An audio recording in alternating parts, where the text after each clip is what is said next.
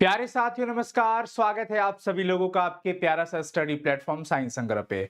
मैं उम्मीद करता हूं कि आप सब लोग बहुत अच्छे होंगे और आपकी पढ़ाई बहुत अच्छी चल रही होगी। आप एकदम मस्त रहिए, बिंदास रहिए, स्वस्थ रहिए, खुश रहिए और जो अपनी जिम्मेवारी है उसको पूरे अच्छे तरीके से निभाते रहिए, पढ़ाई करते रहिए। एग्जाम धीरे धीरे पास आ रहा है।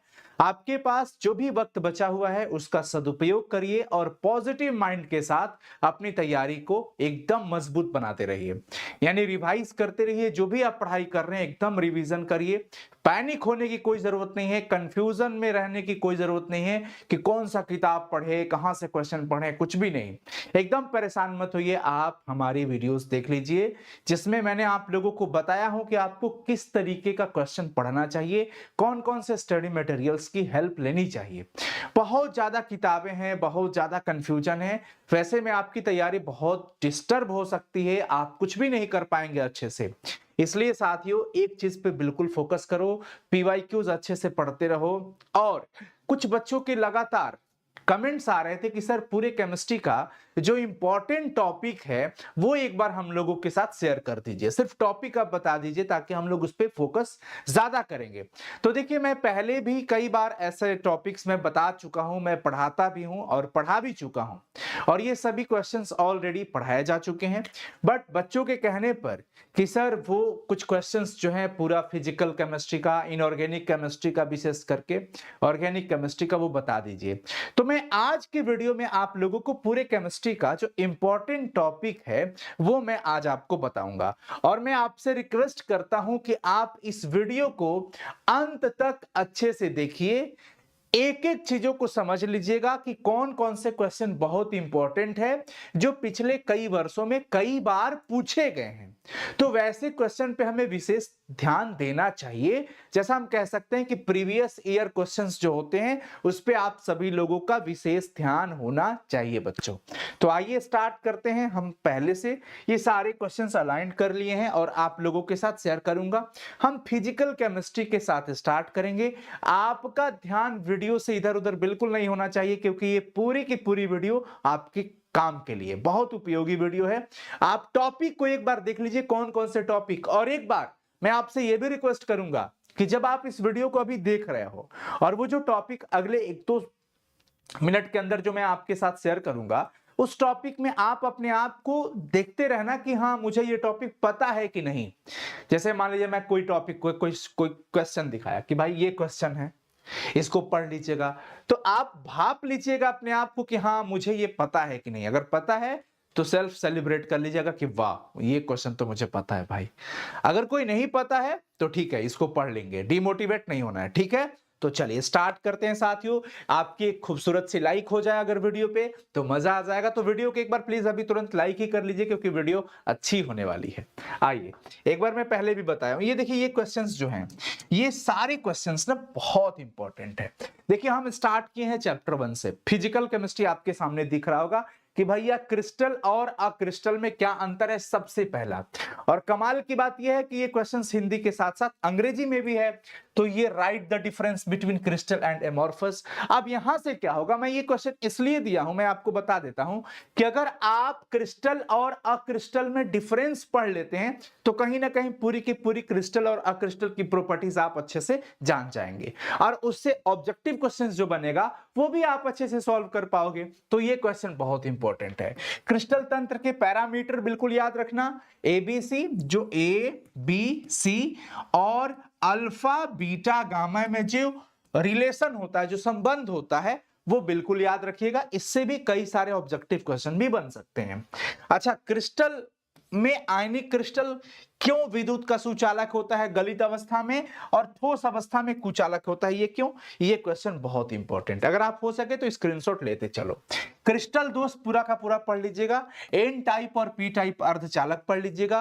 पैकिंग की प्रगुणता इकाई सेल में किसमें कितना होता है। उपसह संयोजन संख्या अच्छे से देख लीजिएगा कि किस प्रकार के इकाई सेल में किस प्रकार की पैकिंग में कोऑर्डिनेशन नंबर कितना होता है। ये देख लेना है। प्रतिचुंबकीय पदार्थ, अनुचुंबकीय पदार्थ अच्छे से याद रहना चाहिए।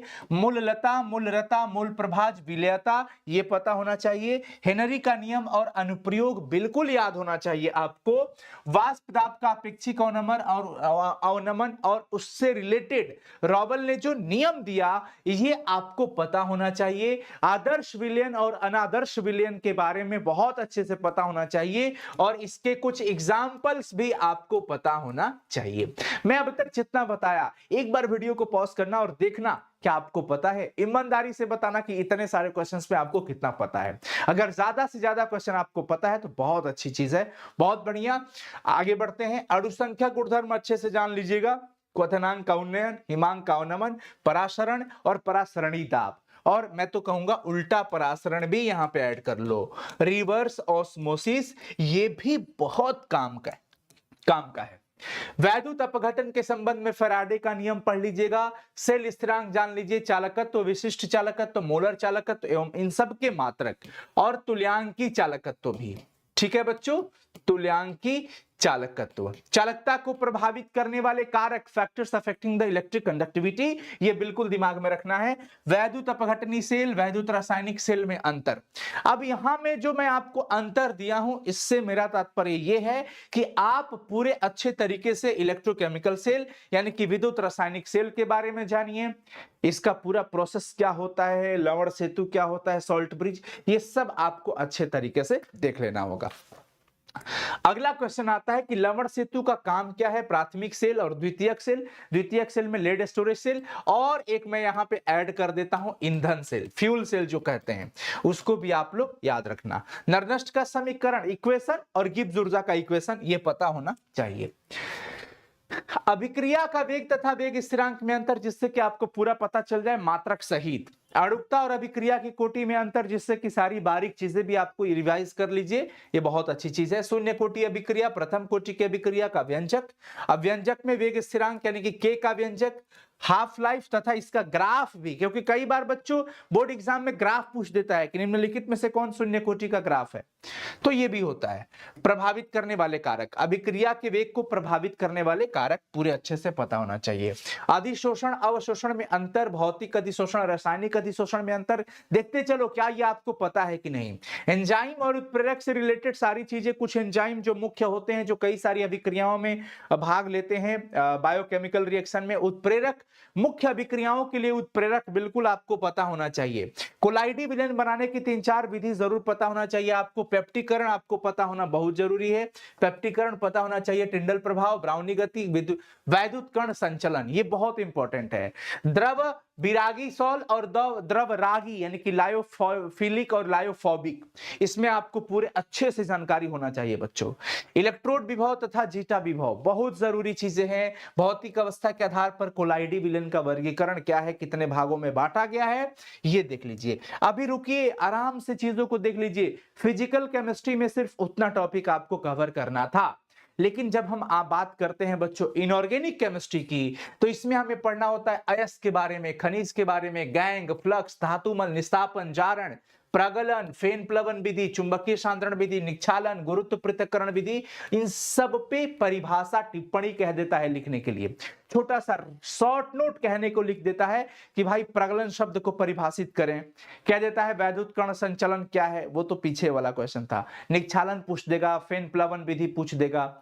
तो इस पे छोटी सी टिप्पणी यानी कि कह सकते हैं उसको डिफाइन करने के लिए कह सकता है। तो ये पूरा का पूरा टर्म आप सबको पता होना चाहिए। इसमें कुछ एग्जांपल्स भी होते हैं, वो सब पता होना चाहिए।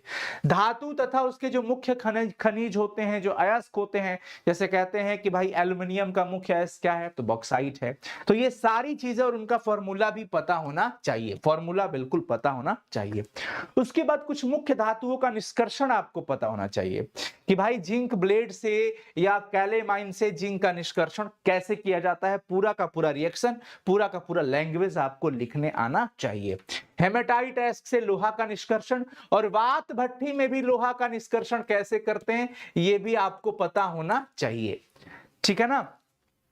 बॉक्साइट अयस्क से एल्युमिनियम का निष्कर्षण कैसे होता है, वैद्युत अपघटन द्वारा शोधन कैसे होता है धातुओं का, ये सारे के सारे क्वेश्चंस बहुत इंपॉर्टेंट है।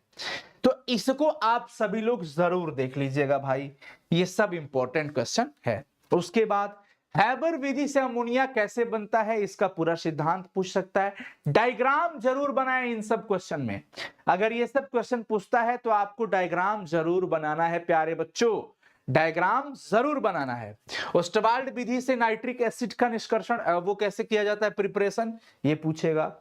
कुछ क्वेश्चंस इस तरीके के होते हैं कि PCl5 ज्ञात है जबकि NCl5 नहीं, ऐसा क्यों? H2S गैस है जबकि H2O द्रव है, ऐसा क्यों? किसका क्वथनांक किसके ज्यादा है? देखिए NH3 का क्वथनांक PH3 से ज्यादा है, कैसे? H3PO3 डाइप्रोटिक अम्ल है, कैसे? ये सब का छोटा छोटा कारण पूछेगा। अमोनिया से नाइट्रिक अम्ल का उत्पादन के सिद्धांत यानी ओस्टवाल्ड विधि, तो ये आपको पता होना चाहिए। संपर्क विधि से ओलियम कैसे बनता है और सल्फ्यूरिक अम्ल कैसे बनता है, ये सवाल। ये भी सवाल कि H2O द्रव है जबकि H2S गैस, ऐसा क्यों? हाइड्रोजन बंधन कौन बनाएगा कौन नहीं बनाएगा, ये भी पता होना चाहिए। ओजोन के बारे में जरूर ये जानकारी प्राप्त होना चाहिए कि ये प्रबल ऑक्सीकारक है और एक अच्छा विरंजक भी होता है, ऐसा क्यों? इसका कारण भी आपसे पूछा जा सकता है। पूछा जाएगा हैलोजन के तत्व रंगीन क्यों होते हैं, HFHI की तुलना में दुर्बल अम्ल क्यों है, हैलोजन तत्व प्रबल ऑक्सीकारक क्यों होता है, इंटर हैलोजन किसको कहा जाता है, ये सब कुछ। हैलोजन से अधिक क्रियाशील क्यों होते हैं, फ्लोरीन की ऑक्सीकारक शक्ति क्लोरीन से अधिक होती है क्यों, ये सारे क्वेश्चन मतलब उससे रिलेटेड। उसके बाद उत्कृष्ट गैसों के क्वथनांक बहुत कम होते हैं, ऐसा क्यों? एक परमाणु होती हैं क्यों? और ये जो है बच्चों आप सब लोग जानते हैं कि वर्ग 18 के जो तत्व है जिसमें जेनॉन जो मुख्य है, जो कुछ यौगिक बनाता है, जैसे ऑक्साइड बनाता है, कुछ फ्लोराइड बनाता है, कुछ ऑक्सीफ्लोराइड बनाता है। तो इन सबका स्ट्रक्चर पता होना चाहिए कि किसका स्ट्रक्चर कैसा होता है, और सिर्फ स्ट्रक्चर नहीं, आप उसका प्रसंकरण हाइब्रिडाइजेशन जो होता है वो भी आप याद रखेंगे, एकदम जरूरी है क्योंकि यहां से क्वेश्चन पूछे जाते हैं। अब जब हम बात करते हैं यहां पे डी ब्लॉक एफ ब्लॉक की, तो संक्रमण तत्व के बारे में जान लीजिएगा, कौन कौन से तत्व संक्रमण तत्व नहीं है, इलेक्ट्रॉनिक विन्यास इनका जो सामान्य इलेक्ट्रॉनिक विन्यास होता है वो किसका क्या होता है, कौन सा तत्व डी ब्लॉक का है, कौन सा एफ ब्लॉक का है, कौन सा पी ब्लॉक का है, ये भी सवाल पूछे जाते हैं। लेंथेनाइड संकुचन इंपॉर्टेंट होता है। उसके बाद समन्वय यौगिक जो होते हैं बच्चों, जहां पे जो 9 नंबर चैप्टर है आपका कोऑर्डिनेशन कंपाउंड, समन्वय यौगिक या उप सह संयोजन यौगिक, वहां से लिगेंड्स के नाम कुछ पता कर लीजिएगा कि कौन से लिगेंड बाइडेंटेट है, कौन सा मोनोडेंटेट है, कौन पॉलीडेंटेट है, तो ये पूछता है। और IUPAC नेमिंग उनका जरूर पूछता है। तो ये कुछ हो गए बच्चों इनऑर्गेनिक केमिस्ट्री के बहुत इंपॉर्टेंट चीज, ठीक है। अब जब हम बात करते हैं ऑर्गेनिक केमिस्ट्री की, तो मैं ऑर्गेनिक में आपको बताता हूं कुछ चीजें तो बिल्कुल कॉमन है। ऑर्गेनिक केमिस्ट्री में आप IUPAC जान लो, ऑर्गेनिक केमिस्ट्री में IUPAC एकदम जरूरी है। अगर नहीं पढ़े हो भाई, IUPAC में दिक्कत होता है, आप YouTube पे सर्च करो IUPAC साइंस संग्रह, मेरी 2 वीडियो ऐसी आएगी, अगर आप उसको देख लेते हैं तो IUPAC का झंझट जीवन भर आपका खत्म हो जाएगा। तो यहां तो एग्जाम ही की बात है, तो आराम से आप कंप्लीट कर सकते हो। उसके बाद जितने भी इंपॉर्टेंट केमिकल रिएक्शन है वो मैं आप पढ़ा चुका हूं। Important chemical reaction playlist check करिए, उस प्लेलिस्ट में मैं सारा रिएक्शन को पढ़ा चुका हूं।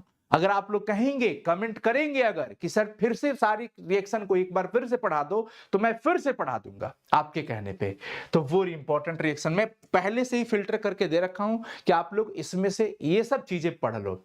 उसके बाद बच्चों कन्वर्जन जो होता है कि ये मुझे अभी पढ़ाना है, ये भी मैं पढ़ाया हूं, ऐसा नहीं है कि वीडियो बिल्कुल नहीं, मैं पढ़ाया हूं कि एथेन से ब्यूटेन कैसे प्राप्त होता है, मेथेन से ब्यूटेन कैसे प्राप्त होगा, फिनॉल से बेंजीन कैसे बनता है। यानी एक यौगिक दिया रहेगा, कहेगा इससे ये कैसे बनेगा, ये कन्वर्जन कहलाता है, या इंटर कन्वर्जन भी कह सकते हो, ये आता है। उसके बाद क्या होता है करके क्वेश्चन पूछता है बच्चों, क्या होता है जब इसमें भी मैं कुछ क्वेश्चंस काफी सारे इंपॉर्टेंट कराया हूं। बाकी मैं चाहता हूं कि ये एक जगह पे पूरा का पूरा दे दूं क्वेश्चन। कन्वर्जन एक जगह पे इंपॉर्टेंट दे दूं, एक जगह पे क्या होता है जब दे दूं, इंपॉर्टेंट केमिकल रिएक्शन एक जगह पे दे दूं, आईयूपीएससी भी फिर से एक बार दे दूं। तो ये इंपॉर्टेंट चीजें हैं बच्चों, ये पढ़ लेना है।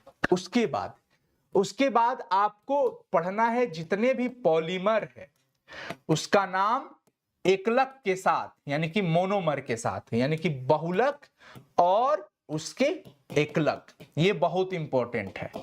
ठीक है, उसके बाद वो मेडिसिन्स जो इंपॉर्टेंट होती है ना, जो किसको क्या कहा जाता है भैया, ज्वरनाशी को क्या कहते हैं, बुखार की निम्नलिखित में से कौन सी दवा होती है, हिस्टामिन के लिए कौन सा इस्तेमाल किया जाता है, एसिडिटी बढ़ जाती है तो उसके लिए कौन सा इस्तेमाल किया जाता है, यानी कि पूरा 16वां चैप्टर जो है दैनिक जीवन में रसायन, केमिस्ट्री इन एवरीडे लाइफ, वो बहुत इंपॉर्टेंट है। उसके बाद आप यहां से कृत्रिम मीठा अभिकर्मक जरूर पढ़ लीजिएगा, यहां से सवाल पूछा जाता है, कृत्रिम मीठा अभिकर्ता, ये सवाल है बच्चों, ये इंपॉर्टेंट चीजें हैं आप सभी लोग। अच्छा, इन सब चीजों को लेकर के आप अगर घबराते हैं कि सर पूरा का पूरा क्वेश्चन कहां मिलेगा, सॉल्यूशन पूरा, तो मैं आपको रिकमेंड करूंगा अपना तेजस क्रैश कोर्स। 3 डिजिट की प्राइस में सबसे कम प्राइस, बिहार बोर्ड का सबसे बेहतर क्रैश कोर्स, जहां लाखों बच्चे अपनी तैयारी कर रहे हैं। और ये मैं प्रमोशन नहीं कर रहा हूं इस वीडियो के जरिए, मैं आपको सूचना दे रहा हूं। मैं कहता हूं कि ये प्रमोशन नहीं, इंफॉर्मेशन है। मेरे प्यारे बच्चों तक ये जानकारी पहुंचे कि बचे हुए 60 दिन के अंदर कैसे बेहतरीन तरीके से इन सभी क्वेश्चंस को पढ़ लें, या जो VVI chapter wise question answer हैं वो सब हमको कंप्लीटली मिल जाए। साथियों, लाइव क्लास के साथ ऑल सब्जेक्ट की पूरी प्रिपरेशन तेजस क्रैश कोर्स के साथ करें। साइंस संग्रह के एप्लीकेशन पर प्ले स्टोर से साइंस संग्रह ऐप को इंस्टॉल कर लीजिए, या 9155181020 नंबर पर कॉल कर लीजिए। इस नंबर पर आपको हमारी टीम के द्वारा आपको यथासंभव हेल्प जरूर मिल जाएगा। 9155181020, 9155181020, 2466810, ये नंबर है। मैं कंफर्म हो लिया कि हाँ। तो ये वीडियो कैसा लगा जरूर कमेंट करके बताना आप सब लोग कि इस वीडियो से आपको हेल्प मिला कि नहीं। और मैं चाहता हूं कि आप सभी लोग इस वीडियो को अपने सभी दोस्तों तक जरूर एक बार शेयर कर दीजिएगा, एक बार ज्यादा से ज्यादा शेयर कर दीजिएगा, सारे ग्रुप वगैरह में, सारे जो आपके फ्रेंड्स हैं उन सब तक शेयर कर दीजिए। और फिर मिलते हैं इसकी सीरीज में, और बेहतरीन क्वेश्चन लेकर के आऊंगा जिसमें आप लोगों के लिए सारे क्वेश्चन मैं आपको पढ़ा दूंगा। All the best, thank you so much साथियों। मिलते हैं फिर अगली क्लास में। प्लीज कमेंट करके एक बार जरूर बता दीजिएगा कि ये वीडियो कैसा लगा, और बहुत जल्द मिलते हैं लाइव क्लास के साथ। Thank you so much, bye, take care, अपना ख्याल रखें आप सभी लोग, और मन लगा के पढ़ाई करें, मेहनत करिए, अपना कर्म करते रहिए, पैनिक मत होइएगा, परेशान मत होइएगा कि सर क्या करे क्या करे, अरे ऐसा कुछ नहीं है। अच्छे तरीके से पढ़ाई करो। एडू संग्रह करके जो हमारा यूट्यूब चैनल है, एडू संग्रह, EDUSANGRAH, वहां पे जाना, और वहां पे मैं बता दिया हूं कि अभी से कैसे पढ़ ले, क्या क्या चीजें करें, तो वहां पे आपको एक राहत मिलेगी और बहुत सारे आइडियाज भी मिल जाएंगे। वहां पे भी वीडियो है, आप लोग देख लीजिएगा, और कमेंट करिए, शेयर करिए वीडियो को। Thank you so much, like भी कर लीजिएगा। Bye bye.